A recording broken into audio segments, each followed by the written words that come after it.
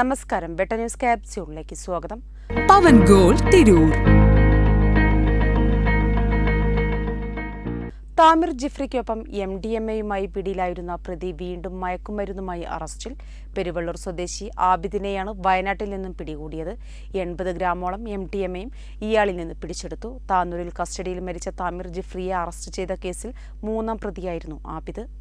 Furniture, electronics, home appliances, Thazhepalam, Tirur. Wayanad Muthanga excise check പോസ്റ്റിൽ വെച്ചാണ് MDMAയുമായി മലപ്പുറം പെരുവള്ളൂർ പറമ്പിൽ പീടിക സ്വദേശി ആബിദിനെ മയക്കുമരുന്ന് കടത്തിന് അറസ്റ്റ് ചെയ്തത്. KSRTC ബസ്സിൽ MDMAയുമായി യാത്ര ചെയ്യവെയാണ് ആബിദ് അറസ്റ്റിലായത്. ഇയാളിൽ നിന്ന് 79.482 ഗ്രാം MDMA പിടികൂടി.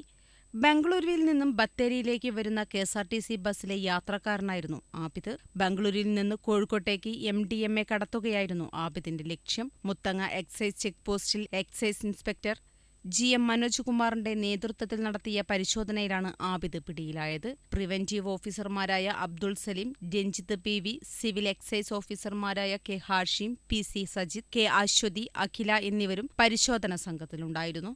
മുൻപ് താനൂരിൽ കസ്റ്റഡിയിൽ മരിച്ച MDMA കേസ് പ്രതി താമിർ ജിഫ്രിയുടെ കൂട്ടാളിയായിരുന്നു പെരുവള്ളൂർ പറമ്പിൽ പീടിക പള്ളിയാളി വീട്ടിൽ ആബിദ്. താമിർ ജിഫ്രിയെ മയക്കുമരുന്നുമായി പിടികൂടിയ കേസിൽ 3ാം പ്രതിയായാണ് അന്ന് ആബിദിനെയും പിടികൂടിയത്. അന്നൊരു പാക്കറ്റ് രൂപത്തിലാക്കിയ MDMA വിഴുങ്ങിയതും ആബിദായിരുന്നു. ഈ കേസിൽ പുറത്തിറങ്ങിയ ശേഷമാണ് ഇപ്പോൾ ആബിദിനെ വീണ്ടും മയക്കുമരുന്നുമായി എക്സൈസ് പിടികൂടിയത്. താമിർ ജിഫ്രി കസ്റ്റഡിയിൽ കൊല്ലപ്പെട്ട കേസിൽ ആരോപണ വിധേയരായ പോലീസ് ഉദ്യോഗസ്ഥർ ഇപ്പോഴും സസ്പെൻഷനിൽ തുടരുകയാണ്. ന്യൂസ് ബ്യൂറോ, വെട്ടം.